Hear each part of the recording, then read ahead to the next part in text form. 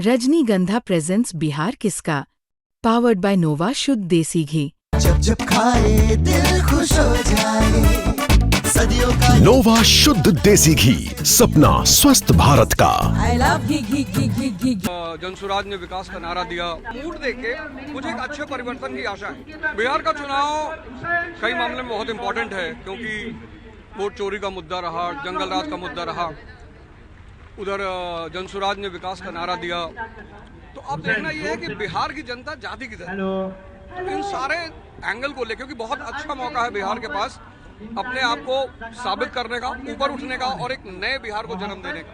लेकिन लगातार जो बिहार में चुनावी मुद्दे लगातार चल रहे हैं, फर्स्ट फेज का इलेक्शन जो है वो खत्म हुआ है, क्या लगता है किसकी सरकार बनने जा रही है और जो मुद्दे बीजेपी की तरफ से उठाए जा रहे हैं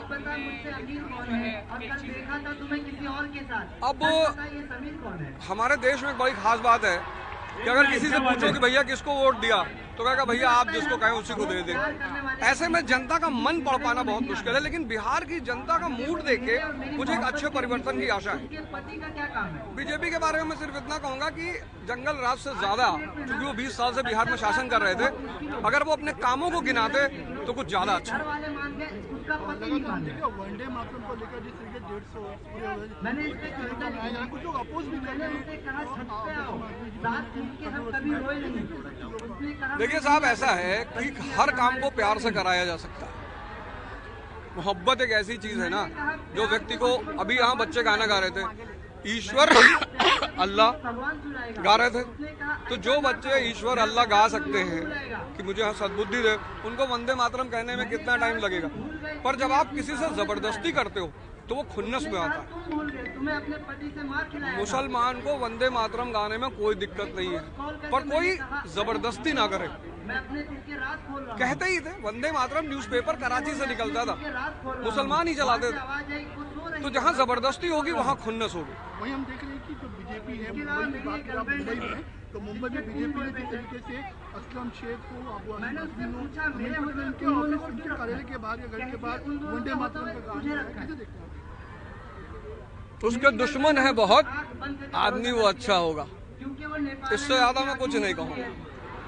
जब भी कोई आदमी इतना प्यारा काम कर रहे हैं, डायलिसिस करवा रहे हैं, बच्चों को पढ़ा रहे हैं, अगर सारे नेता ऐसे करने लगे तो देश के हालात तो मेरे ख्याल से 5 साल में बदल जाएंगे। मानी सी बात है ये, मतलब ये जो है तो स्वाभाविक सी बात है, जो आदमी इतने अच्छे अच्छे काम कर रहा है। भाई मुंबई तो सेलिब्रिटियों का शहर है, लेकिन उन्होंने मुझे दिल्ली से बुलाया कि हम चाहते हैं हमारे बच्चों को दिशा मिले, अच्छी पढ़ाई करें। तो इससे आदमी का जज्बा दिखाई पड़ता है कि वो अपने बच्चों को डेवलपमेंट को लेकर कितना जागरूक है। अजीत पवार की जो बेटे हैं उनका लैंड स्कीम सामने आया है और